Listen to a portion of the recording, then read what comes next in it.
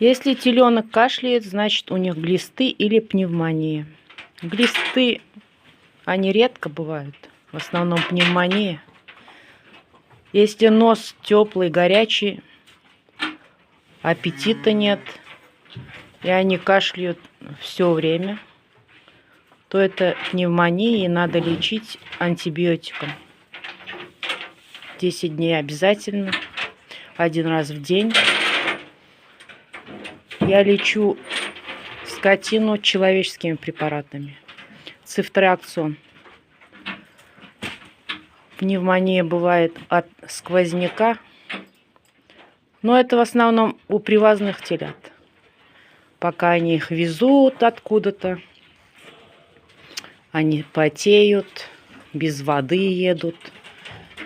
Поэтому, это уже хроническое у них будет. Это надо будет лечить все время.